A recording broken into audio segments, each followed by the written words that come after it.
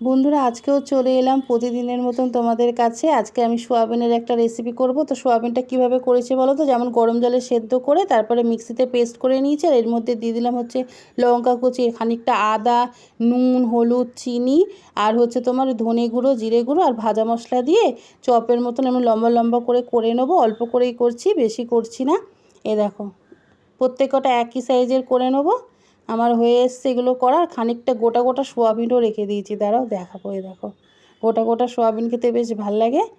এই দেখো, অল্প কটা রেখে দিয়েছি। এবার কি করবো বলো তো, বেশ খানিকটা সাদা তেল দিয়ে এগুলো লাল লাল করে ভেজে নেবো।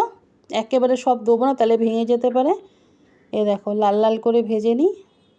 আর কটা বাকি আছে, এরপর ওইগুলোও ভেজে নেবো। এগুলো ভাজা হয়ে গেছে, আর পরেরগুলো একইভাবে লাল লাল করে ভেজে নেবো। সুন্দর হয়েছে, দেখেছো, একটাও ছেড়ে বেরিয়ে যায়নি। এরপরে আমি আলুগুলো নুন আর হলুদ দিয়ে লাল লাল করে ভেজে নেব। এ দেখো, ভাজা হয়ে গেলে তারপরে আমি যে গোটা গোটা সোয়াবিন রেখেছি ওইগুলোও একইভাবে ভেজে নেব।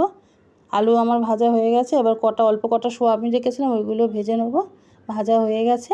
এরপর হচ্ছে তেজপাতা আর হচ্ছে শুকনো লঙ্কা ফোড়ন দিয়ে আর একটা পেস্ট দিলে, এটা কিন্তু সম্পূর্ণ নিরামিষ তরকারি। কী কী দিলাম বলো তো, আদা রয়েছে, ধনে গুঁড়ো, জিরে গুঁড়ো, লঙ্কা গুঁড়ো দিয়ে দিয়েছি। দিয়ে ভালো করে সোয়াবিন আলুগুলো দিয়ে এরপরে দিলাম আদা থেতো করা রয়েছে, দিয়ে ভালো করে কষবো যতক্ষণ না তেল ছাড়ছে। তেল ছেড়ে দিলে দিয়ে দেবো পরিমাণ মতন জল, আর যখন ঝোলটা ফুটবে তখন ওই সোয়াবিনের এগুলো দিয়ে দেবো। এ দেখো, দিয়ে দিলাম। আমার রান্না হয়েই এসছে, দেখো। আর আমার রান্না যদি ভালো লাগে বন্ধুরা, প্লিজ আমার পাশে থেকো, আমার ভিডিও দেখতে থেকো। টাটা বন্ধুরা।